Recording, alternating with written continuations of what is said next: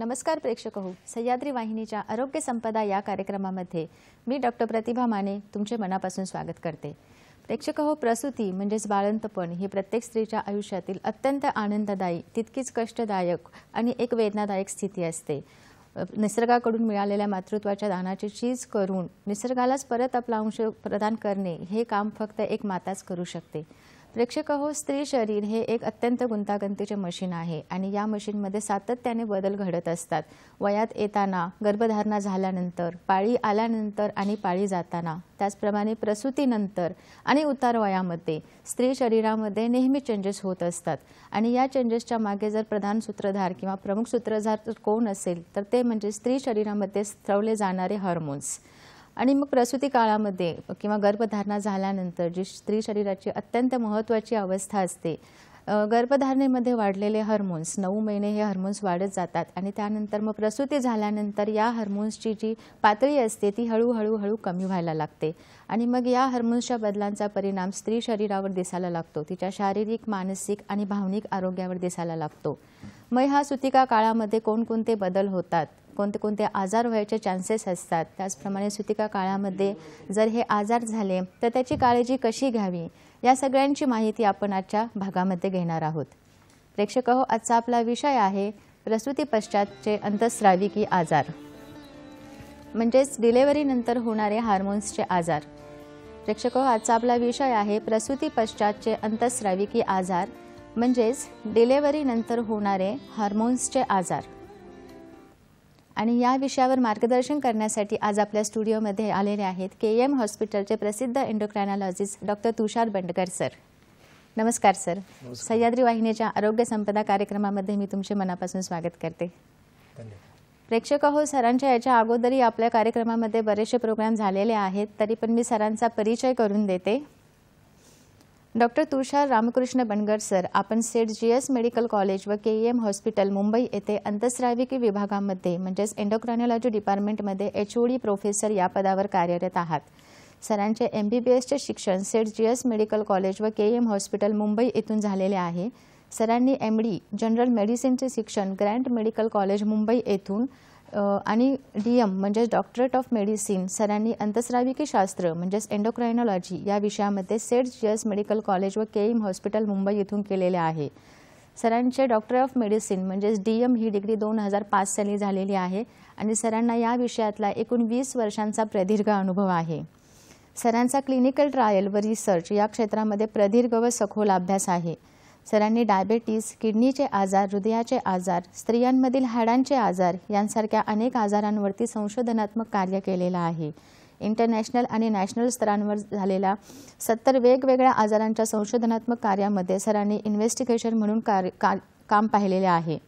लहान मुलांमधील थायरॉईड, अंतःस्रावी ग्रंथींचा क्षयरोग, फॅटी लिव्हर, डायबिटीज तसेच लहान मुलांमधील हार्मोन्सचे आजार यांसारख्या अनेक विषयावर सरांनी नॅशनल आणि इंटरनॅशनल जर्नलमध्ये 225 पेक्षा अधिक विषयांमध्ये पेपर प्रेझेंटेशन केलेलं आहे। सरांच्या याच्या अगोदरही TV आणि आकाशवाणीवरती बरेचसे प्रोग्राम झालेले आहेत। चला तर मग प्रेक्षको, आजचा विषय तुम्हाला कळालेला आहे। सुरू करूया आजच्या भागाला। आजचा आपला विषय आहे प्रसूती पश्चात अंतःस्राविकी आजार। चला तर प्रेक्षको, आजच्या कार्यक्रमाला सुरुवात करूया। सर, तुमच्या आरोग्य संपदा कार्यक्रमामध्ये पुन्हा एकदा स्वागत आहे। आजचा आपला विषय आहे हार्मोन्सचे आजार, स्पेसिफिकली डिलिव्हरी नंतर झालेले असतात। पण एकंदरीत जर पाहायला गेलं तर हार्मोन्स हे बेसिकली स्त्रीसाठी म्हणजे मुलगी वयात आल्यापासून हे चेंजेस होत असतात आणि एकंदरीत त्याचा सगळ्या आयुष्यावर त्याचा परिणाम होत असतो। फक्त स्त्रियांमध्येच नाही तर एक मनुष्य जातीमध्येच आपण हार्मोन्सचा प्रभाव दिसून येतो। तर मग सर, हार्मोनल सिस्टीम किंवा अंतःस्राविकी जी संस्था आहे नक्की काय आहे आणि त्याचं कार्य कसं चालतं, कोणकोणते हार्मोन्स बॉडीमध्ये सिक्रेट होत असतात? सर्वप्रथम आपल्या टीमने या कार्यक्रमासाठी मला इथे आमंत्रित केल्याबद्दल आणि हा एक महत्त्वाचा विषय आहे जो पोस्ट डिलिव्हरी हार्मोनल डिसऑर्डर्स याच्यावर आज कार्यक्रम केल्यामुळे मी आपल्या सगळ्यांचा आभारी आहे। तर आपण थोडक्यात अंतःस्राविकीच्या ग्रंथी असतात त्याच्याबद्दल माहिती आपण जाणून घेऊया। सगळ्यात महत्त्वाची ग्रंथी म्हणजे पिट्युटरी ग्रंथी ही असते, ज्याला आपण राणी ग्रंथी असं संबोधतो। ती आपल्या जसं शंकराचा तिसरा नेत्र असतो त्या ठिकाणी ते असते आणि ती सगळ्या ग्रंथींवर कंट्रोल करत असते। बऱ्याच ग्रंथी आहेत। सगळ्यात महत्त्वाचं म्हणजे थायरॉइड ग्रंथी, ज्याच्यामुळे थायरॉइड हॉर्मोनचा जो तो स्त्राव निघत असतो आणि तो संपूर्ण शरीरामध्ये पसरतो आणि थोड्याशा प्रमाणात आवश्यक असतो आपलं रोजचं कामकाज करण्यासाठी. दुसरं गळ्यामध्ये त्याच्या बाजूला पॅराथायरॉइड नावाच्या 4 ग्रंथी असतात, जी शरीरामध्ये कॅल्शियमचं बॅलन्स मेंटेन करत असतात. आणि नंतर मग आपण खाली आलो तर पोटामध्ये पॅनक्रियास नावाचा आंतरस्रावी जो ग्रंथी असते त्यात इन्सुलिनची निर्मिती होत असते. तर इन्सुलिन आपल्याला माहितच आहे की ज्याच्यामुळे शुगर कंट्रोल करण्यासाठी त्याचं व्यवस्थित प्रमाणात सिक्रेशन होणे हे गरजेचं असतं. आणि त्याच्यामध्ये प्रॉब्लेम झाले की शुगर लो होणे किंवा शुगर जास्त होणे, ज्याला डायबिटीज किंवा मधुमेह असं संबोधतं. नंतर मग येतं ॲड्रेनल ग्रंथी. ॲड्रेनल ग्रंथी किडनीच्या वर असलेल्या 2 छोट्या ग्रंथी असतात, राईट आणि लेफ्ट साईडमध्ये. त्यातून कॉर्टिसॉल नावाचा महत्त्वाचा हार्मोन निघत असतो. आणि कॅटेकोलामाइन ज्याच्यामुळे ब्लड प्रेशर मेंटेन राहत असतं. अल्डोस्टेरॉन नावाचा आणखी एक हार्मोन असतो, त्यातून महत्त्वाचा असतो, त्यातून निघत असतो. नंतर आपले जे रिप्रोडक्टिव्ह ऑर्गन्स आहेत, जे प्रजननासाठी आवश्यक आहेत, जे फिमेल्स ओव्हरीज म्हणतो आपण आणि मेल्समध्ये आपण टेस्टिस म्हणतो, त्या सगळ्या ग्रंथींना कंट्रोल करणारी सगळ्यात महत्त्वाची राणी ग्रंथी पिट्युटरी असते. आणि ती स्टिम्युलेटिंग हार्मोन, प्रत्येक ग्रंथीचं स्टिम्युलेटिंग हार्मोन त्या पिट्युटरीतून सिक्रेट करत असते आणि त्याप्रमाणे ते बाकीच्या ग्रंथींवर कंट्रोल करत असते. आता आपण आपला विषय प्रसूती पश्चातचा असल्यामुळे आपण ज्या महत्त्वाच्या ग्रंथी ज्याच्यामध्ये प्रसूती पश्चात ज्या ग्रंथीमध्ये त्रास होऊ शकतो त्या महत्त्वाच्या ग्रंथी आहेत थायरॉइड, ज्याच्यामुळे थायरॉइडचे लेवल डिलिव्हरीच्या नंतर कमी जास्त होतात, त्याच्याबद्दल आपण माहिती घेऊया. सगळ्यात महत्त्वाचं म्हणजे शुगर. आजकाल मधुमेह होण्याचं प्रमाण प्रेग्नन्सीमध्ये, ज्याला आपण जेस्टेशनल डायबिटीज म्हणतो, पण जेस्टेशनल डायबिटीज झाल्यानंतर डिलिव्हरी झाल्यानंतर जो जाणारा डायबिटीज आहे तो कंटिन्यू पण राहतो, त्याच्याबद्दल माहिती घेऊया. आणि नंतर तिसरं त्याच्या खालोखाल आहे पिट्युटरी ग्रंथी, ज्याच्यामध्ये आपण पिट्युटरीमध्ये डिलिव्हरीच्या संबंधातील जे कॉम्प्लिकेशन्स किंवा प्रॉब्लेम होते त्याच्यामुळे जे स्त्रियांना ज्या गोष्टींचा आजार सहन करावा लागतो किंवा त्रास सहन करावा लागतो त्याबद्दल आपण माहिती घेऊ शकतो. सर, ज्यावेळेला प्रसूती पश्चात आपण विचार करतो, साधारणपणे पूर्ण गर्भधारणा असते 9 महिने, त्याच्यामध्ये हार्मोन्स लेवल वाढलेलेच असतात. पण प्रसूती झाल्यानंतर ह्या हार्मोनची अवस्था कशी असते आणि त्याचा मग स्त्रीच्या आरोग्यावर कसा परिणाम होऊ शकतो? प्रसूती झाल्यानंतर काय असतं की संपूर्ण प्रेग्नन्सी राहण्यासाठी आणि टिकवण्यासाठी बरेच हार्मोन्स त्यामध्ये कार्यरत असतात. पिट्युटरी ग्रंथी, प्लॅसेंटा याच्यातून बरेच हार्मोन्स असतात आणि ते बाळाला जगवण्याकरता आणि मेंटेन ठेवण्याकरता गरजेचे असतात. आणि सडनली डिलिव्हरी झाल्यानंतर हा सगळा सपोर्ट सिस्टम पूर्णपणे निघून जातो आणि त्याच्यामुळे शरीरामध्ये जे बदल होतात, ज्या हार्मोन्समध्ये बदल होतात त्यात प्रामुख्याने पिट्युटरी हार्मोन्स, दुसरं तुमचं पॅनक्रियासचे हार्मोन्स आणि तिसरं म्हणजे थायरॉइडचे हार्मोन्स. या तिन्ही हार्मोन्सचे जे बदल होतात ते प्रामुख्याने आपल्याला दिसतात आणि त्याच्याबद्दल आपल्याला माहिती जाणून घ्यायची, त्याची आपण टेस्ट करायची असतात, त्याचे लक्षणं काय होतात, त्या सगळ्या गोष्टींची बद्दल आपण माहिती जाणून घेऊ शकतो. बरोबर. प्रसूती पश्चात प्रामुख्याने कोणते आजार होऊ शकतात? म्हणजे डायबिटीस आहे किंवा थायरॉइड आहे, याच्या व्यतिरिक्त काही अजून होऊ शकतं का? तर सगळ्यात महत्त्वाचं म्हणजे आपण पहिले डायबिटीस बद्दल बोलूया. तर त्याची पार्श्वभूमी अशी आपण थोडक्यात सांगू शकतो की प्रेग्नन्सीमध्ये की सुरुवातीला डायबिटीस वगैरे फार कमी असायचं. आता डायबिटीसचं प्रमाण खूप वाढलेलं आहे. म्हणजे जनरल पॉप्युलेशनमध्ये 20% जनतेला डायबिटीस आहे, जो आपण म्हणायचो 50 नंतर होतो, तो आता 20 मध्ये पण होतो आणि स्त्रियांना आणि पुरुषांना इक्वली होतो. त्यामुळे स्त्रियांना स्पेसिफिकली जर या प्रेग्नन्सीच्या वेळेस जर आपलं वजन वाढलं असेल, आहार नियंत्रणामध्ये नसेल, पीसीओडी नावाचा प्रॉब्लेम असेल, ज्यात हार्मोनचे विकार असतात, त्या स्त्रियांना प्रेग्नन्सीमध्ये डायबिटीस होण्याची शक्यता असते. आता साधारणतः डायबिटीस 6व्या महिन्यात चालू होतो, त्याला आपण जेस्टेशनल डायबिटीस म्हणतो. आणि डिलिव्हरी झाल्यानंतर तो निघून जातो. आता आपण जो एक पॉवर पॉइंट स्लाइडमध्ये आपण जो बघतोय की 6 महिन्यामध्ये जो डायबिटीस होतो निघून जातो, ही साधारण असायचं 15-20% जनतेला आता तो होतोय. पण 6व्या महिन्यामध्ये होतो.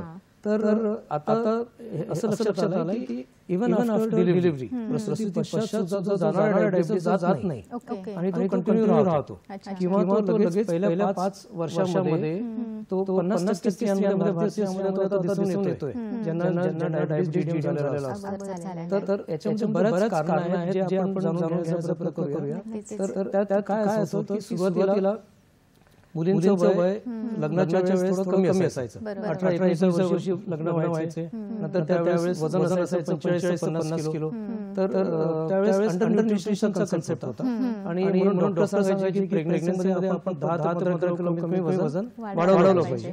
तर ते 60-65 पर्यंत बाळाचं व्यवस्थित संगोपन होऊ शकायचं. पण तो काळ बदललाय. आता मुलींचे लग्न 25 नंतर होतात, प्रेग्नन्सी 30 मध्ये होते आणि वजन ऑलरेडी 60 ते 62 असतं आणि पण संकल्पना असल्यामुळे की प्रेग्नन्सी 15 किलो वाढवायलाच पाहिजे. त्याच्यामुळे तो झालं 75 किलो. तर त्याच्यामध्ये म्हणून डायबिटीस होण्याचे हमखास प्रमाण आहे ते प्रेग्नन्सी आजकाल जास्त दिसतंय. आणि प्रेग्नन्सी नंतर डिलिव्हरीमध्ये सुद्धा आपण सिझेरियन सेक्शन करण्याची जी प्रमाण आहे आणि डॉक्टरांमध्ये पण वाढलंय कारण प्रेशर बेबी आहेत आणि कोणी रिस्क घ्यायला तयार नसतात. त्याच्यामुळे प्रसूतीनंतर जेव्हा सिझेरियन झाल्यानंतर मग जीवनशैली परिवर्तन, व्यायामाचा अभाव आणि वजन कमी होत नसल्यामुळे मग डायबिटीसचं प्रमाण त्याच्यावर वाढलेलं आहे. साधारण 50% स्त्रिया ज्यांना प्रेग्नन्सीमध्ये काही थोड्या प्रमाणामध्ये डायबिटीस होता त्यांना लगेच डायबिटीस होतो. आणि काय होतं की एक डिलिव्हरी झाल्यावर लक्ष बाळाच्या संगोपनामध्ये जातं. मग स्त्रिया आपल्या तब्येतीकडे लक्ष देत नाही आणि मग 3-4 वर्ष डायबिटीसला कळूनच येत नाही आणि सडनली ते 200-300 शुगर आमच्याकडे येतात आणि मग हा त्याच्यामध्ये लक्षात येतं. आता आपण जर इथे कार्टूनमध्ये बघितलं तर आपल्या प्रेग्नन्सीच्या पहिले किती वेट होतं त्याच्यामुळे प्रेग्नन्सीमध्ये किती वेट वाढवावं याचे निकष आता आपल्याला लागू झाले. जर आपलं वजन पहिले जास्त असेल तर प्रेग्नन्सीमध्ये फक्त 5 किलो फक्त 5 ते 6 किलोच वजन वाढवलं पाहिजे. हे ऍक्सेप्ट करायला मातेला पण कठीण होतं, घरच्या लोकांना पण कठीण होतं की प्रेग्नन्सीमध्ये कमी 10 किलो वजन वाढवलं पाहिजे. तर ते एक महत्वाचं माहिती आपल्याला जाणून घेतली पाहिजे. आणि डिलिव्हरी झाल्यानंतर वेट लॉस म्हणजे प्री प्रेग्नन्सी वेटकडे जाण्याचा कल आपल्याकडे असला पाहिजे. कारण आपण घरी काय होतं की स्तनपान करायचं आहे तर डिलिव्हरी झाल्यानंतर स्त्रियांना जास्त प्रमाणात जेवण करायला सांगितलं जातं, लाडू दिले जातात, तुपाचे पदार्थ हे सगळं हेवी कॅलरी डाएट दिलं जातं. त्याच्यामुळे वजन कमी होण्यामध्ये अडथळे निर्माण होतात. प्रेक्षक प्रसूती पश्चातचा एक महत्त्वाचा आजार आहे डायबिटीज, ज्याला आपण मधुमेह म्हणतो. डायबिटीजची सुरुवात साधारणपणे गर्भधारण झाल्यानंतर होऊ शकते. त्यासाठी आपण टेस्ट करत असतो की डायबिटीज शुगर किती आहे, काय आहे. पण बऱ्याच वेळेला हा आजार पूर्वीच्या काळी डिलिव्हरी झाल्यानंतर नाहीसा व्हायचा. पण आताची बदललेली जीवनशैली, आहार त्यामुळे हा आहार डिलिव्हरी नंतर सुद्धा कंटिन्यू होतो आणि पुढे जाऊन तो कायमस्वरूपी राहू शकतो. प्रेक्षक ह्यामध्ये सगळ्यात महत्त्वाची जी गोष्ट आहे जसं की सरांनी आता सांगितलं की वजन हे पहिल्यांदा चेक करायला पाहिजे. जर गर्भिणीचं वजन हे 60 पेक्षा अधिक असेल तर साधारणपणे 4 ते 5 किलो वजन तुम्ही तुमच्या प्रेग्नन्सीमध्ये वाढवू शकता. तसे निकष आपल्याला वैद्यकीय डिपार्टमेंटकडून आलेले आहेत. त्यासाठी तुमचा BMI हा खूप महत्त्वाचा आहे. BMI चेक करून तुमचे वजन किती वाढायला पाहिजे, किती उपयुक्त वजन आहे हे तुम्हाला तुमचे गायनेकोलॉजिस्ट सांगू शकतात. तर डायबिटीसचा विचार करताना सगळ्यात महत्त्वाचं आहे ते म्हणजे तुमचा वजन. सर याच्यामध्ये प्रसूतीनंतर जेव्हा आपण डायबिटीस कंटिन्यू झाला असं म्हणतो किंवा डायबिटीस क्युअर होत नाहीये तर त्याचा बाळावर काही परिणाम होऊ शकतो का? शक्यतो एकदा जर प्रेग्नन्सीमध्ये डायबिटीस असेल त्याचा बाळावर परिणाम होतो आपल्याला माहितच आहे. आणि डिलिव्हरी झाल्यानंतर पहिल्या 6 ते 7 दिवसांमध्ये त्यांच्या आईला प्रेग्नन्सीमध्ये डायबिटीस असतो. त्यांच्या पहिल्या 7 ते 8 दिवसांमध्ये शुगर कमी होण्याची शक्यता असते. म्हणून आपण ऑब्झर्वेशन ठेवत असतो की हायपोग्लायसेमिया व्हायला नको. एकदा हा क्लिनिकल ट्रेंड निघाला तर शक्यतो काही प्रॉब्लेम होत नाही. पण पुढे अशा बरबरबन अशा बाळांमध्ये जाऊन ओबेसिटी, कोलेस्ट्रॉल आणि डायबिटीस सारखे विकार पुढे जाऊ शकतात जर त्यांनी आपलं लाईफस्टाईल आणि वेट मेंटेन केलं नसेल तर. दुसरं महत्त्वाचं म्हणजे जेव्हा आपण बाळाला याच्या व्यतिरिक्त आणखी काही इमिजिएट प्रॉब्लेम होत नाही, पण स्त्रियांना जास्त प्रॉब्लेम प्रॉब्लेम होऊ शकतात. सर, प्रसूतीनंतर डायबिटीस होऊ नये म्हणून काही प्रतिबंधात्मक उपाययोजना करता येईल का? किंवा जीवनशैलीमध्ये काही बदल करता येईल का? तेच मगाशी सांगितल्याप्रमाणे आपण डिलिव्हरी झाल्यानंतर एक साधारण आपण मेजर जर घेतलं तर प्री प्रेग्नन्सी वेटकडे जाण्याचा आपला कल असला पाहिजे. ते महत्त्वाची गोष्ट आहे. कारण मग डिलिव्हरी झाल्यानंतर सिझेरियन सेक्शन झाल्यानंतर आपलं वजन वाढत जाणार आहे, ते कमी होत नाही किंवा करता येत नाही. ही जी संकल्पना आहे त्याला बाजूला ठेवून आपण आपलं वेट कॅलरी रिस्ट्रिक्शन व्यायाम करून वेट प्री प्रेग्नन्सीवर आणलं पाहिजे. बरोबर. सर, तुम्ही केएम हॉस्पिटलमध्ये एक प्रसिद्ध एंडोक्रायनॉलॉजिस्ट आहात. तर केएम हॉस्पिटलमध्ये मधुमेहासाठी स्पेसिफिकली प्रसूती पश्चातल्या मधुमेहासाठी काही उपाययोजना किंवा काही उपक्रम सुरू केलेले आहेत का? आम्ही याच्यावर बराच संशोधन आणि अभ्यास केला. याच्यामध्ये आमच्या रिसर्चमध्ये लक्षात आलं आहे ज्यांना जेडीएम होता प्रेग्नन्सीमध्ये त्यांना 20 ते 25% स्त्रियांना पहिल्या 3 वर्षांमध्ये डायबिटीसची कंप्लीट डायबिटीसची झालेला आहे. आणि त्याच्यामध्ये दोन प्रकार असतात. एक प्री डायबिटीस असतो म्हणजे डायबिटीस सुरुवातीची पायरी, आणि डायबिटीस जो ज्याच्यामध्ये एक लेवल शुगर 200च्या वर गेल्यावर फास्टिंग 126च्या वर गेल्यावर आपण म्हणतो तो 20 ते 25% स्त्रियांमध्ये आढळला आहे. आणि याकरिता स्त्रियांना आपल्या मुलांच्या संवर्धनावर लक्ष देता येत नसल्यामुळे, वेळ मिळत नसल्यामुळे, देता येत नसल्यामुळे आम्ही एक उपक्रम ते आयोजित केलेला आहे. आमचं केएम हॉस्पिटलचं 100 वर्ष कंप्लीट किंवा शताब्दी वर्ष सेलिब्रेशन सुरू आहे. त्या निमित्ताने या वर्षात आम्ही सगळ्या ज्या जेडीएम स्त्रिया आहेत ज्यांना प्रेग्नन्सीमध्ये कुठल्याही प्रकारचा डायबिटीस होता त्यांची तपासणी मोफत आम्ही करणार आहोत. त्याच्यामध्ये ओजीटी म्हणजे ओरल ग्लुकोज टॉलरन्स टेस्ट आहे जी 3 तासावर घेतो आपण 100 ग्रॅम ग्लुकोज देऊन 0 मिनिट 1 आवर 2 आवर 3 आवर हे मोफत करणार आहोत. आणि HbA1c टेस्ट जी आपल्याला मागच्या 3 महिन्याचा ॲव्हरेज सांगते ते सगळे मोफत प्रत्येक स्त्रीसाठी आपण करणार आहोत ज्यांना प्रेग्नन्सीमध्ये डायबिटीस आहे. हे टेस्ट आपल्या लॅबमध्ये आमच्या डिपार्टमेंटमध्ये होणार आहे. आणि कधीही आपण सकाळी 9 ते 12च्या वेळेवर येऊन याचा लाभ घेऊ शकता. अच्छा. सर, आपण चर्चा अशी सुरू ठेवणार आहोत. आपल्याला एक फोन येतोय. Pratap Singh Kale. Hello hello hello hello madam. बोला प्रतापजी. अतिशय महत्त्वाचा विषय गेला आहे. धन्यवाद. आणि तुमचे अनेक कुटुंब पाहतात वेगवेगळे कार्यक्रम. माझा प्रश्न डॉक्टर साहेब की हॅलो बोला. डॉक्टर साहेब, माझा प्रश्न आहे की हार्मोन संतुलन सुधारण्यासाठी कोणते पर्याय उपलब्ध आहेत आणि त्यामध्ये औषध किंवा जीवनशैली बदल किंवा उपायांचा समावेश आहे का, असा माझा प्रश्न आहे डॉक्टर साहेबांना. नक्कीच. धन्यवाद. तुमचा प्रश्न कळलेला आहे. सगळ्यात पहिलं महत्त्वाचं म्हणजे आपण त्यांनी प्रश्न विचारला की काही उपचार आहेत का. तर आता आपण जे प्रसूती पश्चात असणारे जे डिसऑर्डर आहेत ते आपण एक डायबिटीस एक आहे, दुसरा थायरॉइड आहे आणि तिसरा पिट्युटरी रिलेटेड आहे. तर आता डायबिटीस बद्दल आपण सविस्तरपणे बोललो आहोत. आहार नियंत्रण, जीवनशैली परिवर्तन, काय खावं, काय नेमकं घ्यावं, किती आहार असावा, संतुलित आहार असला पाहिजे. त्यात फास्ट फूडचं प्रमाण जेवढं कमी असेल तेवढं आपण केलं पाहिजे. आणि जो पूर्वापार जो आपला आहाराचा आहे ट्रेडिशनल आपण जे म्हणतो तेच आपण पाळलं पाहिजे अशा मताचा मी आहे. दुसरं म्हणजे थायरॉइड बद्दल आणि पिट्युटरी ग्रंथी बद्दल म्हणायचं असेल तर आपल्याला त्याला टेस्टिंग केल्याशिवाय आपण आजार निदान करू शकणार नाही. आणि जर आपल्याला सिम्पटम्स असतील, त्याचे काही त्रास जाणवत असतील जे आपण डिस्कस करणार की काय त्रास जाणवतील आणि काय बघायला पाहिजे, त्याच्यामुळे ब्लड टेस्ट आता उपलब्ध आहेत, सगळीकडे उपलब्ध आहेत आणि ते चेक करून आपण त्याची माहिती घेतली पाहिजे. नक्कीच. प्रेक्षक हो, चर्चा आपण अशी पुढे सुरू ठेवणार आहोत. इथे वेळ झालेली आहे एका छोट्याशा विश्रांतीची. कुठे जाऊ नका, पाहत राहा आपला आवडता कार्यक्रम आरोग्य संपदा.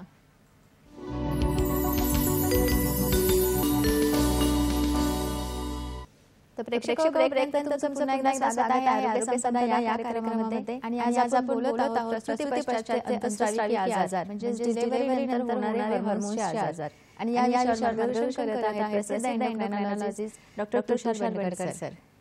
प्रेक्षक ब्रेकला जाण्यापूर्वी आपण डायबिटीस या महत्त्वाच्या आजारावरती चर्चा करत आहोत. सर आपल्याला खूप चांगल्या पद्धतीने मार्गदर्शन करत आहेत. सर डायबिटीसमध्ये बऱ्याच वेळेला मेडिसिन सजेस्ट केले जातात शुगर लेवल कमी करण्यासाठी. तर मग त्या मेडिसिनचा बाळाच्या हेल्थवर काही इम्पॅक्ट होऊ शकतो किंवा कोणते मेडिसिन फक्त ह्याच्यामध्ये दिले जातात प्रसूती पश्चात दिले जातात. तर प्रेग्नन्सीमध्ये ज्यांना डायबिटीस असतो त्यांना गोळ्या म्हणून फक्त मेटफॉर्मिन नावाची गोळी आपण देऊ शकतो. अदरवाईज आपल्याला इन्सुलिनचाच वापर करून आपली शुगर कंट्रोल करायची असते. तर इन्सुलिन शॉर्ट ऍक्टिंग इन्सुलिन असतं आणि लॉंग ऍक्टिंग इन्सुलिन आपण वापरतो. एकदा डिलिव्हरी झाल्यानंतर बऱ्याच जणांचा कल असतो की आम्हाला इन्सुलिन बंद करायचं आहे. तर त्याच्यामध्ये आम्ही मेटफॉर्मिन त्याच्यामध्ये आपण कंटिन्यू ठेवू शकतो. आणि मेटफॉर्मिन घेताना बाळाला त्या गोळ्या पहिले तर आपण नाळेतून जात असतं. नंतर डिलिव्हरी झाल्यानंतर आईच्या दुधातून ते बाळाला जाऊ शकतो. तर मेटफॉर्मिनचा थोडाफार अगदी मिनिमल कॉन्सन्ट्रेशन जाऊ शकतं. त्याच्यामुळे ते प्रेग्नन्सी सेफ असल्यामुळे आपण डिलिव्हरी नंतर त्यांना देतो. पण आम्ही फक्त असं ऍडवाइस करतो की मेटफॉर्मिन दिल्याच्या 2 तासानंतर बाळाला फीड द्या किंवा त्याच्या पहिले एक वेळ देऊन टाका. आणि ॲज फार एज पॉसिबल आपण इन्सुलिनचा वापर करतो. आणि सल्फोनिक किंवा ग्लिमेराइड आणि लिबरमेंट सारख्या गोळ्या आपण त्या दरम्यान वापरत नाही, कारण त्यांचं कॉन्सन्ट्रेशन आईच्या दुधातून बाळांना जाऊन त्याच्यामुळे शुगर लो होण्याची शक्यता असते. बरोबर. प्रेक्षक सरांनी सांगितल्याप्रमाणे मेटफॉर्मिन हे प्रसूती पश्चात घेण्यासाठी एक सेफ असं औषध आहे. त्याचप्रमाणे ग्लिमेराइड घेताना सुद्धा आपला एंडोक्रायनॉलॉजिस्टचा एक सल्ला घ्यावा, कारण त्याच्या डोसमुळे बाळाची साखर कमी होऊ शकते, कारण की ते दुधामधून पास होऊ शकते बाळाच्या शरीरामध्ये. याच्यानंतर आपण चर्चा करणार आहोत थायरॉइड या अत्यंत महत्त्वाच्या आजारावरती. सर्वसाधारण बघितलं तर अगदी नॉर्मलमध्ये लहान मुलांपासून ते अगदी मेनोपॉज पर्यंत बऱ्याच लोकांमध्ये थायरॉइड पाहायला मिळतो. पण प्रसूती पश्चात होणारा जो थायरॉइडचा आजार आहे तो कशा प्रकारचा असतो आणि साधारणपणे किती प्रमाण असू शकतं त्याचं? प्रसूती पश्चात थायरॉइडच्या बद्दल थोडंसं पूर्व माहिती म्हणजे काय असतं की जेव्हा प्रेग्नन्सी राहते तेव्हा बाळाचं थायरॉइड ग्लँड पहिले 5 महिने तयार होत नसतं. त्याच्यामुळे आईवर डिपेंड असतं. तर आईचं थायरॉइडचं काम 1.5 ते 2 पट वाढतं. त्यामुळे त्याच्यामध्ये बरेच बदल प्रेग्नन्सीमध्ये घडून येतात. आणि सडनली डिलिव्हरी झाल्यानंतर त्याचं काम रिक्वायरमेंट कमी होते. हा जो मोठा बदल होतो त्याच्यामुळे थायरॉइडच्या फंक्शन आईच्या थायरॉइड फंक्शन मध्ये चेंजेस होतात. तर त्याच्यामध्ये पहिल्या 2-3 महिन्यामध्ये पोस्टपार्टम थायरॉइडायटिस नावाचा एक आपण आजार आपण म्हणतो त्याला. त्याच्यामध्ये थायरॉइडच्या ग्रंथीमध्ये सूज येते.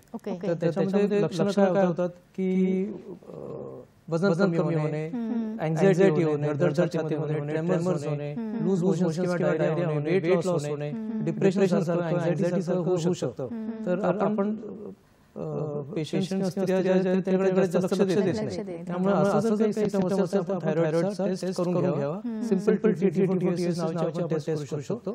त्याच्यामध्ये हायपरथायरॉइडिझम पहिल्या 3 महिन्यामध्ये दिसतं. पहिल्या महिन्यामध्ये नंतर हळूहळू ते थायरॉइड हार्मोन लेवल्स कमी होतात. तर दुसऱ्या आता आपण कार्टून जेव्हा बघतोय पीपीटीमध्ये एक स्लाइड दाखवतोय. पहिल्या 3 महिन्यामध्ये वाढतं. नंतर दुसऱ्या महिन्यामध्ये थायरॉइड हार्मोन कमी होतात. नंतर जर डॅमेज सूज किंवा जो डॅमेज झाला असेल तर पेशंट हायपोथायरॉइडिझम मध्ये जातो. म्हणजे सुरुवातीला थायरॉइड हार्मोन वाढतं, नंतर हळूहळू कमी करून हायपोथायरॉइडिझम मध्ये जातं. साधारण 3 महिन्याचा पिरियड असतो जो डिलिव्हरी नंतर आपल्याला लक्ष द्यायचं असतं. हायपोथायरॉइडिझम मध्ये काय त्रास होतो की शरीरावर सूज येणे, वजन वाढणे, थकवा जाणवणे, केस गळणे, स्किन रफ होणे, काही काम करायची इच्छा होणे, काही उठल्यावर वाटत नाही. पण संध्याकाळी झालं की गळल्यास होणं, काहीच काम करायची इच्छा होत नाही. ह्या सगळ्या गोष्टी होतात. डिप्रेशन, पोस्टपार्टम डिप्रेशन म्हणतो, त्याच्यामुळे थायरॉइड हार्मोनचा बराच रोल आहे. काही जरी कंप्लेंट झालं तरी आपण सिंपल टेस्ट अवेलेबल आहे. कॉस्ट पण जास्त नाही. आपण टेस्ट करून हे निदान करू शकतो. ही चर्चा आपण अशी सुरू ठेवणार आहोत. आता आपल्याला एक फोन येतोय दीपक पाटील जळगाववरून. हॅलो. हॅलो. हा बोला दीपकजी, प्रश्न विचारा. मॅडम माझे नाव दीपक पाटील आहे. मी गोळेगाव बोदवड तालुक्यात बोलतोय. ओके. मला विचारायचं आहे की माझ्या मिसेसला प्रेग्नन्सी मध्ये शुगर निघालेली होती आणि ती शुगर मध्ये 1 वर्ष कमी झाली आणि पुन्हा ती शुगर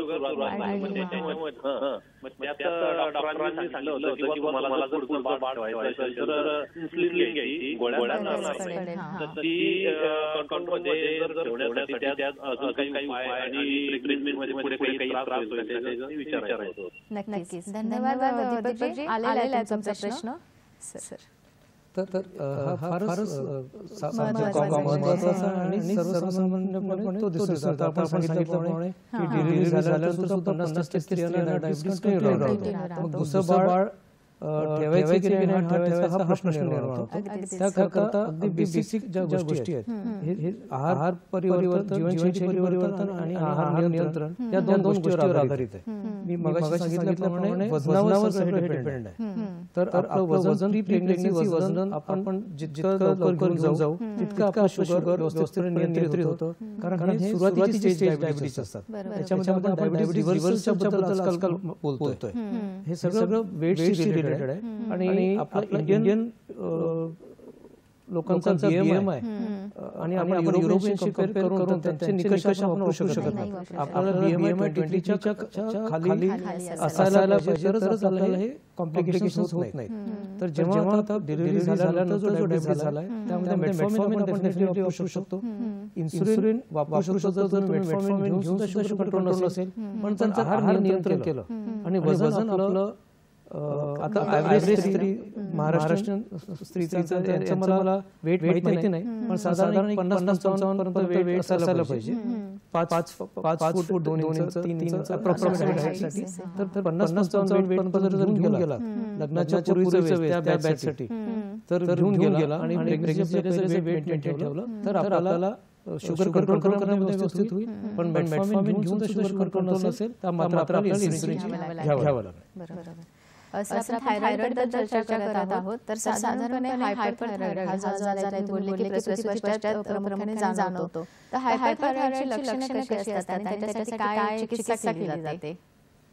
तर हायपरथायरॉइडिझम सांगितल्याप्रमाणे की शक्यतोवर ते फॅमिलीमध्ये असलं तर आपल्याला ते चेक करायला पाहिजे असतं की अनुवंशिक असतं की आईला, बहिणीला, मावशीला हे स्त्रियांमध्ये प्रामुख्याने आढळतं. पुरुषांमध्ये आढळत नाही. त्यामुळे आपल्याला फॅमिली असेल तर आपल्याला होण्याची शक्यता जास्त आहे हे लक्षात आलं पाहिजे. आपल्या थोडंसं गळ्यामध्ये थायरॉइडची सूज जर असेल ते आपण बघितलं पाहिजे. ज्यांना PCOS किंवा PCODचा पहिले प्रामुख्याने प्रॉब्लेम होता त्यांना पण आपण चेक केलं पाहिजे. दुसरं म्हणजे चेक करताना कंप्लेंटची वाट न पाहता आपण T3, T4, T taste 100-150 taste होते.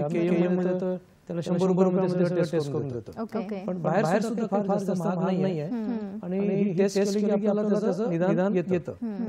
त्रास होतो की वेट लॉस होणे, थकवा जाणवणे, लूज मोशन होणे, ट्रेमर्स येणे आणि याच्यामध्ये टेस्ट करताना सगळ्यात महत्त्वाचं म्हणजे कारण आपण प्रसूती पश्चातचा विषय बघतोय तर आपण रेडिओ टेस्ट कुठल्या करू शकत नाही. याच्यामध्ये थायरॉइड स्कॅन, रेडिओ स्कॅन किंवा टेक्निशियन थायरॉइड स्कॅन हे युजुअली आपण करत असतो. पण प्रेग्नन्सी आणि डिलिव्हरी झाल्यानंतर बाळ जवळ असल्यामुळे आपण ते ब्रेस्ट फीडिंग चालू असल्यामुळे आपण ते टेस्ट करू शकत नाही. मग आपण अँटीबॉडी टेस्ट करतो. तर अँटीबॉडी म्हणजे अँटी म्हणजे विरुद्ध आणि बॉडी म्हणजे शरीर. रक्तामध्ये काही तत्व असतात जे थायरॉइडच्या ग्रंथीवर अटॅक करून त्यांचं काम कमी जास्त करतात. तर हे अँटीबॉडीज आहेत. अँटी मायक्रोसोमल किंवा anti TT antibody, anti thyroglobulin antibody आणि TSH रिसेप्टर अँटीबॉडी या टेस्ट सर्रास उपलब्ध आहेत. त्या टेस्ट करून आपण निदान करू शकतो की हा 3 महिन्याचा आजार आहे किंवा ट्रीटमेंट आहे किंवा हे 1-1.5 वर्षाला लागणार आहे. त्याच्यावरती ठरू शकतो ग्रेव्ह डिसीज आहे की थायरॉइडायटिस आहे. ओके. सर, आपण चर्चा सुरू ठेवणार आहोत. आपल्याला एक फोन येतोय स्मिता जाधव नाशिकवरून. हॅलो. Hello sir. हा स्मिता बोला. प्रश्न विचारा तुमचा. मी नाशिकवरून बोलते स्मिता. मॅडम मला एज आता 42 आहे आणि मला डिलिव्हरी होऊन सर माझे 9 वर्षाचं बाळ आहे माझं. तर माझ्या चेहऱ्यावरती मेलानोमाचा म्हणजे पिगमेंटेशन आले, चेहऱ्यावर डाग आले आणि मला थायरॉइडचा पण प्रॉब्लेम आहे मॅडम. अच्छा ठीक आहे. मग प्रश्न काय आहे तुमचा? म्हणजे हे मग आता ते मला असं सांगते की हे हार्मोन चेंजेसमुळे आले चेहऱ्यावर डाग. ठीक आहे. मग त्याचं काय ट्रीटमेंट किंवा मग ऑटोमॅटिक जाणार की काही मला उपचार घ्यावा लागतील त्याच्या रिलेटेड? नक्कीच. धन्यवाद स्मिताताई, तुमचा प्रश्न आलेला आहे. तर पिगमेंटेशनचे बरेच कारण असतात.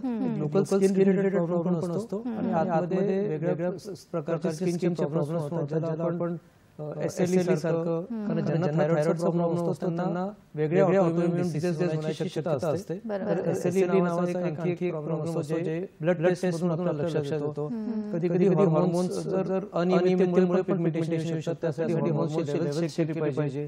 त्यात आजकाल वेट वाढीचा बराच इश्यू होतो. त्यामध्ये FSH, LH, प्रोलॅक्टिन, टेस्टोस्टेरॉन आणि या सगळ्या हार्मोन्स जे असतात चेक करायला पाहिजे. HbA1c आपण त्यांचं बघितलं पाहिजे. थायरॉइड T4, TSH चेक करायचं आहे. आणखी कॉर्टिसॉल आणि ACTH नावाचा एक हार्मोन पण असतो जे शरीराचं पिगमेंटेशन डिसाइड करतं. नंतर व्हिटॅमिन डेफिशियन्सीमुळे प्रॉब्लेम होऊ शकतो. व्हिटॅमिन B12 डेफिशियन्सी असेल तर चेहऱ्यावरचं पिगमेंटेशन वाढू शकतो. तर एक तिथे तुम्ही स्पेशलिस्टला किंवा फिजिशियनला दाखवून या सगळ्या गोष्टींचं चेकअप करून त्याच्याप्रमाणे निदान करून त्याचं ट्रीटमेंट केलं पाहिजे. बरोबर. सर, आपण थायरॉइडबद्दल चर्चा करत आहोत. आपण हायपरथायरॉइड बघितलेला आहे. तर बऱ्याच वेळेला हायपरथायरॉइड, जसं की पहिल्यांदा हायपरथायरॉइड होतं, नंतर ते कन्व्हर्ट होतं हायपरथायरॉइडमध्ये. तर हायपरथायरॉइडची साधारणपणे लक्षणे आणि चिकित्सा कशी असते? हायपोथायरॉइडिझम स्पेशली आता डिलिव्हरी नंतर आपण जेव्हा म्हटलं तेव्हा मगाशी सांगितलं मला की माइल्ड सिम्पटम्स काही पेशंट असे असतात जे या तीन फेज मधून जातात. की पहिले थायरॉइडायटिस होणार, मग थायरॉइड लेवल नॉर्मल होणार आणि नंतर मग लो लेवल होणार. तर सगळेच पेशंट या सगळ्या स्टेज मधून जात नाहीत. की पहिले हायपोथायरॉइडिझम होणार तर त्यामुळे असं मानायची आवश्यकता नाहीये की मला हे झालं तरच आपण थायरॉइड चेक करायला पाहिजे. काही पेशंट्स हे दोन्ही स्टेज न जाता डायरेक्टली हायपोथायरॉइडिझम मध्ये जातात. त्याच्यामध्ये वजन वाढणे, स्थूलता निर्माण होणे, चेहऱ्यावर सूज, शरीरावर सूज, पिगमेंटेशन, स्लो डाऊन होणे आणि असं गळल्यासारखे होणे, संध्याकाळपर्यंत energy decline, hair fall, skin thickening हे सगळं होऊ शकतं. पाळीचे इरेग्युलरिटीज वगैरे होऊ शकतात. तर समजा आपण बाळाला स्तनपान करत असो तर मिल्क प्रोडक्शन थोडं कमी होऊ शकतं. या सगळ्या बऱ्याच गोष्टी आहेत ज्या जर पेशंटला किंवा स्त्रियांना कुठल्या या प्रकारचे जर प्रॉब्लेम होत असतील तर त्यांनी जरूर थायरॉइड हार्मोन T4 चेक केला पाहिजे. किंवा साधारण फॅमिली स्ट्रॉंग असेल, अनुवंशिक असेल तर त्या स्त्रियांनी जरूर हे करून घ्यावं. किंवा नेहमीपेक्षा आपण आहार नियंत्रण करतोय, व्यायाम करतोय, सगळं करतोय, तरी पण आपलं इम्युनिटी होत असेल तर एक ब्लड टेस्ट करायला काहीच हरकत नाही. प्रेक्षकांना फोन येतोय आपल्याला मारिया कोल्हापूरवरून. हॅलो. माझा प्रश्न आहे, मी मारिया पार्थिस्टन कोल्हापूर बोलतोय. बोला. माझा प्रश्न आहे, प्रस्तुतीनंतर जे स्वभाव चिडचिडेपणा येतो, त्याचं काय करायचं, उपाय काय? ठीक आहे. धन्यवाद मारिया, तुमचा प्रश्न कळलेला आहे. Psychological problems. त्याच्यासाठी हार्मोन्सचा फार महत्त्वाचा भाग आहे. मगाशी सांगितल्याप्रमाणे प्रेग्नन्सीमध्ये स्त्रियांना गर्भधारणेसाठी आणि बाळाचं संगोपन 9 महिने व्यवस्थित करण्यासाठी शरीरामध्ये प्रत्येक एंडोक्राइन ग्रंथी म्हणजे आंतरस्रावी बदल होतात. Thyroid, pituitary, adrenal. तर महत्त्वाचं थायरॉइडच्या ग्रंथीबद्दल आपण सविस्तर बोलून झालंच आहे. थोडंसं कॉर्टिसॉल या ग्रंथीबद्दल आपण बोलू शकतो. ॲड्रेनल ग्रंथीमधून कॉर्टिसॉल नावाचा हार्मोन जास्त प्रमाणात सिक्रेट होतो. त्याच्यामुळे बाळ हे फॉरेन बॉडी असतं तर शरीराची इम्युनिटी सप्रेस करतं कॉर्टिसॉल. तरच आपण फॉरेन मटेरियल बॉडीमध्ये ठेवू शकतो. जसं बाळ बाहेर आलं तेव्हा या सप्रेशनची इम्युन सप्रेशनची गरज राहत नाही. त्यामुळे कॉर्टिसॉलची लेवल एकदम कमी होऊन जाते. पण ते शरीराला आणि मनाला त्या कॉर्टिसॉलची सवय लागली असल्यामुळे तर पहिले 5-6 महिने हे मनावर त्याचे परिणाम होऊ शकतात. म्हणून postpartum depression, postpartum anxiety, thyroid हार्मोनबद्दल आपण बोललोच आहे. या सगळ्याचं कॉन्ट्रिब्युशन होतं. प्रोलॅक्टिन हार्मोन वाढतं कारण डिलिव्हरी झाल्यानंतर स्त्रीचं मिल्क प्रोडक्शन व्हायला पाहिजे, दुधाची निर्मिती व्हायला पाहिजे. तर ह्या सगळ्या गोष्टीचे लेवल्स वाढत असल्यामुळे मग प्रजननीय हार्मोन जे असतात ते कमी होतात. हे सगळं जे वर खाली होतं त्या सगळ्यांना नॉर्मल व्हायला साधारण 6 महिने ते 1 वर्ष लागतात. त्यामुळे या 6 महिन्यामध्ये स्त्रियांची काळजी घेणं फार आवश्यक आहे. प्रेक्षक हो, आपण आता थायरॉइडबद्दल माहिती घेतलीच आहे. ज्यांना थायरॉइडचा त्रास असेल किंवा प्रसूतीपश्चात थायरॉइड डिटेक्ट झालेला आहे, हायपोथायरॉइड असेल किंवा हायपरथायरॉइड असेल, त्यांनी एक सोपी टेस्ट करून आणि जर काही त्याच्यामध्ये प्लस मायनस चेंजेस असतील तर थायरॉइड ग्लोबुलिन म्हणजे अँटीथायरॉइड अँटीबॉडीज किंवा इतर टेस्ट करून तुम्ही थायरॉइडचे निदान करू शकता आणि त्यानुसार मग तुमच्या गायनेकोलॉजिस्ट किंवा एंडोक्राइनॉलॉजिस्ट सल्ल्याने औषधे घेऊ शकता. सर, आपण पुढे बोलणार आहोत शिहन सिंड्रोम या आजारावरती. तर हा आजार काय आहे आणि नक्की कोणत्या ग्लँडमुळे म्हणजे ग्रंथीमुळे होतो तो? तर शिहन सिंड्रोम हा पिट्युटरी ग्रंथीला अफेक्ट झाल्यामुळे होणारा आजार आहे. तर हा आजार पूर्वी फार सर्रास दिसायचा. कारण काय असतं, त्यावेळेस मेडिकल टेक्नॉलॉजी डेव्हलप नव्हती आणि हॉस्पिटलमध्ये डिलिव्हरी करण्याची पद्धत नसायची, कमी होती. त्यामुळे बाहेर सुविधा नसल्यामुळे डिलिव्हरी करताना डिफिकल्ट डिलिव्हरीज व्हायच्या आणि ब्लिडिंग खूप व्हायचं. ब्लिडिंग झाल्यामुळे रक्तस्राव झाल्यामुळे तुम्हाला ब्लड ट्रान्सफ्युजन द्यावं लागायचं किंवा सलाईन द्यावं लागायचं. एवढ्या सुविधा सगळीकडे उपलब्ध नव्हत्या. त्याच्यामुळे पिट्युटरी ग्रंथीमध्ये ब्लड सप्लाय खूप गरजेचा असतो आणि ब्लड सप्लाय त्यावेळेस कमी व्हायचा. बीपी लो, मी तुम्हाला कार्टून दाखवलं ब्लिडिंग डिलिव्हरी, तर त्याच्यामुळे बीपी लो झाल्यामुळे पिट्युटरी स्त्राव कमी होऊन त्याचे हार्मोन्स कमी व्हायचे. आणि त्याच्यामुळे सगळ्यात महत्त्वाचं म्हणजे स्त्रीचं जे मिल्क प्रोडक्शन आहे ते कमी व्हायचं, दूध कमी व्हायचं. त्यामुळे ते बाळाला स्तनपान करू शकत नव्हते. तर हे सगळे त्याचे इमिजिएट डायग्नोस्टिक क्रायटेरिया किंवा डायग्नोसिस करण्यासाठी हे जे लक्षणं असतात की पाळीची अनियमितता. आता प्रेग्नन्सी डिलिव्हरी झाल्यावर पाळी पहिले 6 महिने येऊ शकत कारण ब्रेस्ट फीडिंग चालू असतं म्हणून. पण अशा स्त्रियांना ब्रेस्ट फीडिंग करता येत नाही. त्यामुळे ब्रेस्ट फीडिंग जर कमी झालं किंवा स्त्रीचं मिल्क प्रोडक्शन कमी असेल तर हा प्रॉब्लेम आपण लक्षात ठेवा. कधी आता डिलिव्हरी आजकाल वाढत्या वयामध्ये होत असल्यामुळे डिफिकल्ट डिलिव्हरीज होऊ शकतात. त्याच्यामध्ये पण हे सगळे प्रॉब्लेम्स होऊ शकतात. तर शिहन सिंड्रोम पूर्वी जास्त प्रमाणात दिसायचा, आता कमी झालेला आहे. पण तरी तो अजूनही आम्ही बरेचसे पाहतो जे 10 वर्ष डायग्नोसिस होत नाही आणि मग निदान करायला सिंपल डिफरंट करायचं, लेवल करायचं, तुम्हाला डायग्नोसिस होऊन जाईल. तर हे माहिती असेल तर आपण त्याच्याबद्दल चिकित्सा करू शकतो.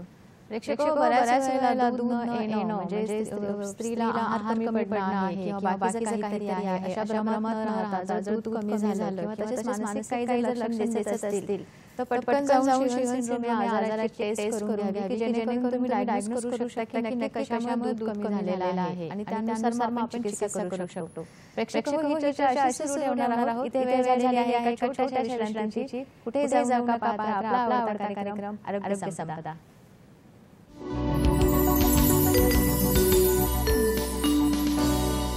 प्रेक्षक तुमचं पुन्हा एकदा स्वागत आहे आरोग्य संपदा या कार्यक्रमामध्ये. आणि आज आपण चर्चा करत आहोत प्रसूती पश्चातले अंतःस्रावी आजार या विषयावरती. आणि या विषयावर मार्गदर्शन करत आहे केएम हॉस्पिटलचे सुप्रसिद्ध एंडोक्रायनॉलॉजिस्ट डॉक्टर तुषार बंडकर सर.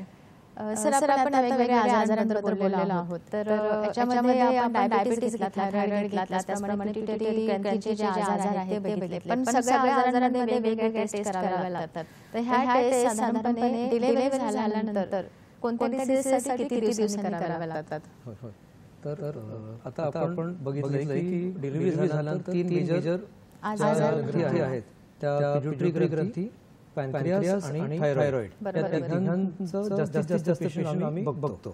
तर काही त्रास असल्यास आपण सगळेच हार्मोन चेक करू शकतो. पण साधारणतः ज्यांना स्त्रियांना डायबिटीस होता, जेस्टेशनल डायबिटीस, त्यांनी डिलिव्हरी झाल्यानंतर डेफिनेटली शुगर चेक करावी की त्यांचं शुगर व्यवस्थित आहे की नाही.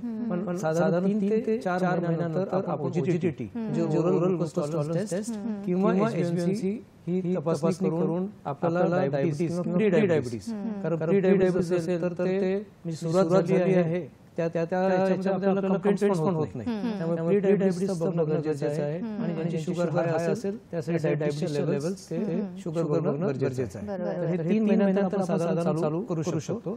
आणि ज्यांचे नॉर्मल येतात तुम्ही वर्षातून एक चेक करा. पण जर तुमचं वजन वाढत असेल आणि बाकी दुसरे आजार असतील तर तुम्हाला लवकर चेक करावं लागेल. दुसरं सगळ्यात महत्त्वाचं म्हणजे थायरॉइड ग्रंथीचा प्रॉब्लेम. तर आता सरसकट आपण सगळ्या स्त्रियांचा थायरॉइड हॉर्मोन चेक करत नाही आहोत.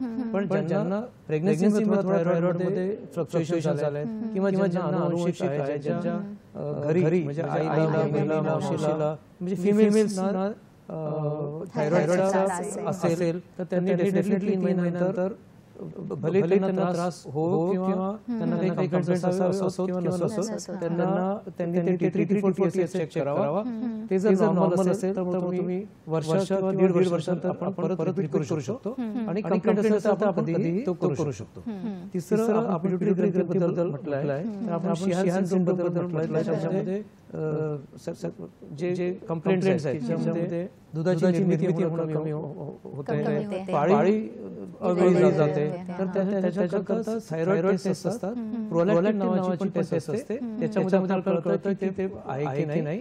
आणि एक विषय आणखी आपला राहिला होता तो लिम्फोसाइटिक हायपोफायसाइटिस म्हणून एक ग्रंथीचा विकार आहे. सो हा टिपिकली 3-4 महिन्यानंतर दिसतो. याच्यामध्ये स्त्रियांना काय होतं की सडनली हेडेक म्हणजे डोके दुखणं, व्हॉमिटिंग आणि दिसण्यामध्ये थोडंसं प्रॉब्लेम्स असतात. तर त्यावेळेस आपण पिट्युटरी ग्रंथीची प्रोफाईल केली पाहिजे. ते महत्त्वाचा भाग आपल्याला लक्षात ठेवावा. प्रेक्षकांची चर्चा आपण अशी सुरू ठेवणार आहोत. इथे वेळ झाली आहे. एक फोन येतो आपल्याला प्रांजली बुलढाण्यावरून. हॅलो. हा प्रांजली, प्रश्न विचारा तुमचा. माझा असा प्रश्न आहे मॅडम की माझं वय 40 वर्ष आहे आणि माझी सेकंड प्रेग्नन्सी ठेवलेली आहे. मला 2 महिने कंप्लीट झालेली आहे. पहिली मला 12 वर्षाची आहे. ती मला 27 वर्षाची झाली होती आणि आता माझी सेकंड आहे. तर सरांचा टॉपिक खूप छान आहे. असं सर जर सांगत आहे. माझा असा प्रश्न होता की डायबिटीज म्हणजे हेरिडिटरी जरी नसते, जेनेटिकली जरी नसते, आपल्या दोघांच्या फॅमिलीमध्ये नाहीये, माझ्या हजबंडच्या आणि माझ्या पण फॅमिलीमध्ये नाहीये, तरी पण जर आता शुगर लेवल वाढते प्रेग्नन्सीमध्ये वाढते शुगर लेवल, तर मग ती कंट्रोलमध्ये आतापासून कशी ठेवावी, म्हणजे काय खावं. कारण माझं जे वेट आहे ते 59 kg आहे, 59 किलो आहे. अच्छा, आणि तुमची शुगर लेवल किती होती? माझी नॉर्मल आहे, कारण की आता मला फर्स्ट प्रेग्नन्सीमध्ये पण नव्हती, पण आता मी असं म्हणतात की वय वाढल्यानंतर होऊ शकते. मग आतापासून कुठली प्रिकॉशन घेणं गरजेचं आहे. धन्यवाद, तुमचा प्रश्न आलेला आहे. अगदी व्यवस्थित प्रश्न आहे. तर त्यांना आता शुगर नाही आहे, त्यांना प्रिव्हेंटिव्ह म्हणजे प्रतिबंधात्मक काय उपाय आहेत ते जाणून घ्यायची इच्छा आहे. तर मगाशी सांगितल्याप्रमाणे आपण प्री प्रेग्नन्सी BMI कडे जाऊ आणि प्री प्रेग्नन्सी BMI आपला काढल्यानंतर आपल्याला प्रेग्नन्सीमध्ये किती वजन वाढवायची गरज आहे ते बघून तितकंच वजन वाढलं गेलं पाहिजे. तर तेवढे निकष जर आपण पाळले तर आपल्याला शुगर सेकंड प्रेग्नन्सीमध्ये पण होणार नाही. हे बघायला पाहिजे. कारण बाळ आपल्याला 3 किलो पर्यंत असतं. आपण प्लासेंटा वेट जरी म्हटलं तरी 1 किलो पकडा. त्याच्यामुळे आईकडे जर वेट इनफ आहे तर बाळाचं संगोपन व्यवस्थित होणार आहे. त्यामुळे प्री प्रेग्नन्सी BMI बघून त्याच्यामध्ये किती वेट वाढवायचं ते डॉक्टरांच्या सल्ल्याने करून तुम्ही ठरवू शकता. बरोबर. सर, बऱ्याच वेळेला प्रसूतीनंतर एक महत्त्वाचा प्रॉब्लेम होतो तो म्हणजे स्तननिर्मिती, म्हणजे दूध तयार होणं.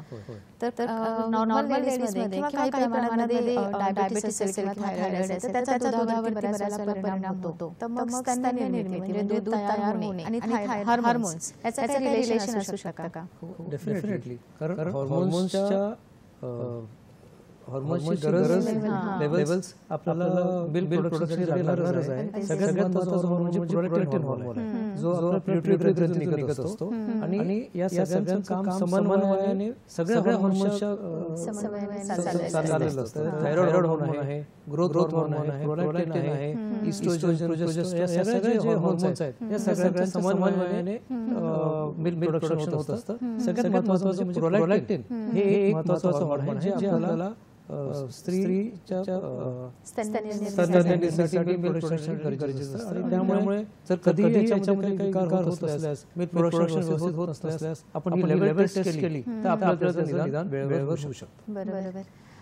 सर, हार्मोन्स आणि स्त्रीचे जे प्रसूतीनंतरचं जे आयुष्य असतं त्याचा खूप म्हणजे जवळचा संबंध असतो. शारीरिक असेल किंवा मानसिक असेल किंवा भावनिक स्तरावरती जरी बघितलं तर त्याचा मोठ्या प्रमाणात इम्पॅक्ट होतो. तर जाता तुम्ही आमच्या प्रेक्षकांना काय सल्ला द्याल? आता सगळ्यात महत्त्वाचं म्हणजे आपण जे तिन्ही भागांमध्ये बऱ्याच ग्रंथी आहेत ज्या एंडोक्राइन ग्रंथी आहेत त्यातल्या पॅनक्रियास जे डायबिटीज रिलेटेड आहे, वजन मेंटेन ठेवणं, आहार नियंत्रित ठेवणं, वजन वाढवणं न देणं जास्त, डायबिटीज असल्यावर वजन नियंत्रित ठेवणं हे सगळ्यात महत्त्वाचा सल्ला मी या या कार्यक्रमामार्फत देऊ इच्छितो. शुगर नियमित तपासणी करायला पाहिजे, कारण जर पहिले 4-5 वर्षांपर्यंत शुगरचे काही कंडिशन्स होत नाहीत तर डिलिव्हरी झाल्यानंतर OGTT आणि HbA1c ही टेस्ट आपण करून घेतली पाहिजे की त्याच्यामध्ये सुरुवातीची डायबिटीसची लक्षणं आपल्याला लक्षात येतील. प्री डायबिटीज आपण बघू शकतो. दुसरं थायरॉइड हार्मोन फार कॉमन आहेत. 20-25% आजकाल स्त्रियांमध्ये थायरॉइडचे प्रॉब्लेम्स लक्षात येत आहेत. त्यामुळे सिंपल T3-T4 टेस्ट केली पाहिजे आणि ज्यांना बाकी मिल्क प्रोडक्शनमध्ये पाळीच्यामध्ये अनियमितता आहेत तर मग बाकीचे पिट्युटरी हार्मोन्स आपण केले पाहिजे. तर हा संदेश मी आपल्या कार्यक्रमामार्फत देऊ इच्छितो. नक्कीच. प्रेक्षकांनो, प्रसूतीनंतरची जी अवस्था असते साधारणपणे 9 महिन्यापासून 1 वर्षापर्यंतचा प्रसूतीपश्चातचा काळ असतो तो अत्यंत महत्त्वाचा असतो स्त्रीच्या आरोग्यासाठी. कारण की 9 महिन्याच्या गर्भाधानमध्ये जे वाढलेले हार्मोन्स असतात ते नॉर्मल होण्यासाठी हा कालावधी देणं अत्यंत गरजेचं असतं. आणि प्रसूतीनंतर होणारे जसं सरांनी सांगितलं आपल्याला थायरॉइड आहे किंवा डायबिटीस आहे, त्याचप्रमाणे पिट्युटरीमुळे होणारे जे आजार आहेत स्पेसिफिकली स्तननिर्मितीवरती म्हणजे दुधाच्या निर्माणावरती कार्य करतात ह्या गोष्टींचा विचार करणं गरजेचं आहे. सरांनी सांगितल्याप्रमाणे वेळोवेळी तुमचं वजन चेक करणं, जर वजन तुमचं व्यवस्थित कंट्रोलमध्ये राहिलं तर पुढचे सगळे हार्मोन्सचे जे आजार आहेत ते ऑटोमॅटिकली कंट्रोलमध्ये राहू शकतात. त्याच्यामध्ये थायरॉइड आहे जे तुमच्या ओव्हरऑल हेल्थवरती इम्पॅक्ट करू शकतं. त्याच्यामध्ये तुम्ही T3-T4 लेवल आहे टेस्ट करून सुद्धा तुम्ही निदान करून त्यानुसार तुमचे चिकित्सा करू शकता. प्रेक्षकांनो, हार्मोनल इम्बॅलन्ससाठी जर कोणती सगळ्यात मोठी कारण असेल तर म्हणजे तुमची जीवनशैली आणि तुमचा आहार ह्या दोन गोष्टींची जर तुम्ही काळजी घेतली, आहार व्यवस्थित घेतला, वेळोवेळी एक्सरसाइज केली तर साधारणपणे हार्मोन्सचे आजार हे होत नाही किंवा जरी झाले असले तरी ते कंट्रोलमध्ये राहायला मदत होते. मी अशी आशा करते की तुम्हाला आजचा हा आपला जो भाग आहे तो आवडला असेल आणि याच्यामधून चांगली माहिती तुमच्यापर्यंत पोहोचली असेल. सर, तुम्ही इथे आलात आणि आम्हाला प्रसूतीपश्चातचे जे हार्मोन्सचे आजार आहेत त्याबद्दल चांगल्या पद्धतीने माहिती दिली, त्याबद्दल तुमचे सह्याद्री वाहिनी प्रेक्षकांच्या वतीने आभार मानते. धन्यवाद. प्रेक्षकांनो, आरोग्य संपदा हा कार्यक्रम आरोग्यविषयक कार्यक्रम आहे. या विषयामध्ये आपण वेगवेगळ्या आरोग्याच्या आजारांवरती बोलत असतो आणि दर भागामध्ये नवीन तज्ञ विषयावर येत असतात. तेव्हा पुन्हा पुढच्या भागामध्ये एका नवीन विषयावर एका नवीन तज्ञांसोबत. तोपर्यंत आपल्या आरोग्याची काळजी घ्या, आनंदी राहा. धन्यवाद.